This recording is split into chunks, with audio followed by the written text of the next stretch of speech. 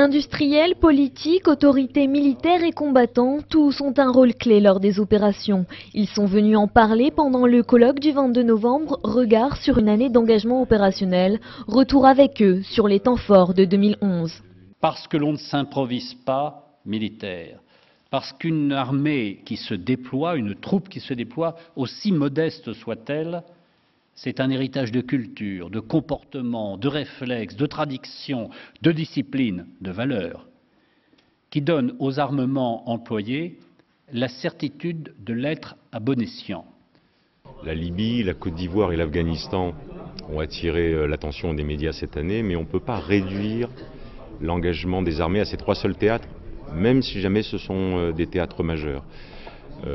Cette année 2011, c'est à peu près 10 engagements des armées dans des crises inopinées, marquées par le sceau de l'urgence. 2011 aura été une année certes exceptionnelle en volume, mais pour les forces terrestres, nous n'aurons pas été au maximum de nos capacités opérationnelles, même si certains domaines et certaines spécificités ont été effectivement extrêmement sollicités. Ce que j'en retire, par exemple, les forces spéciales, les pilotes et l'ensemble de l'aviation légère de l'armée de terre, les forces du renseignement ont été extrêmement sollicités en opération. Alors 2011, c'est effectivement une année très dense et très riche. On en connaît des années comme ça environ toutes les décennies. Une opération comme la Libye notamment, qui nous a occupés quand même jusqu'à très récemment pendant 7 mois, a été à la fois très dense. Les forces aériennes françaises et la France ont pris un rôle majeur, puisqu'il avait été décidé que nous serions les premiers à arriver sur le théâtre, ce que nous avons fait. Nous avons aussi été les derniers. Donc c'est une opération qui laissera beaucoup de traces positives et beaucoup d'enseignements sur ce que nous avons pu faire. Bien, écoutez, pour la marine, alors le plus important, le plus conséquent, c'est l'opération Harmattan. Il y a eu environ 4500 militaires au moment fort de cette opération qui ont été déployés en même temps.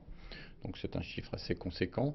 Un autre chiffre qui est assez conséquent, qui illustre la manière dont la marine a su passer le cap de l'été avec les relèves, avec les plans de mutation, c'est 4000 mises pour emploi, c'est-à-dire 4000 militaires qui ont été prélevés de leur unité et mis dans une unité qui partait en opération de manière à pouvoir assurer la suite.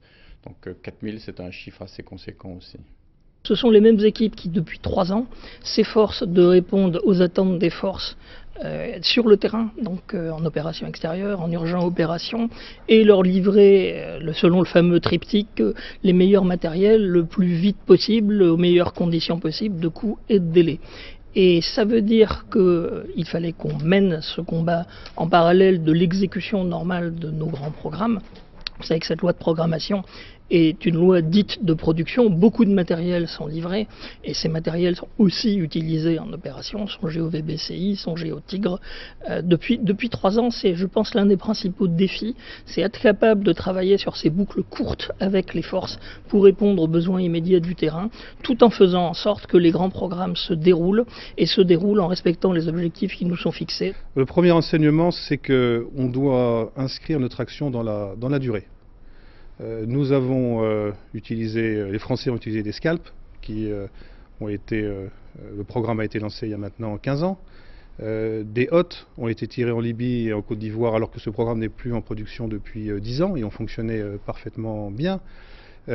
Si nous n'avons pas cette perspective, cette vision dans la durée, je crois que nous n'avons pas les moyens de réussir. En tant que député, pour nous, avec la réforme de la Constitution, plusieurs fois on a vu venir en débat à l'Assemblée nationale l'autorisation de poursuivre les opérations qui avaient été engagées par le chef de l'État, chef des armées, avec une information complète sur le pourquoi, le comment et sur quelle durée en fonction des théâtres que j'ai cités. Donc c'est important parce que c'est aussi un petit peu novateur à l'Assemblée. Avant, il n'y avait pas ces allers-retours avec le Parlement concernant l'engagement des troupes à l'extérieur. Ça fait une année intense, c'est riche en événements, c'est riche en émotions parce qu'il y a beaucoup d'humains aussi, et c'est riche de rétex et aussi une pointe de fierté, de satisfaction d'arriver à faire des opérations à partir d'un porte-avions, de jour ou de nuit, et ça pendant une durée assez longue et c'est valable pour les pilotes, mais c'est aussi valable pour tout l'équipage du porte-avions et toutes les frégates ou les bâtiments qui accompagnent le groupe aérien et aéronaval.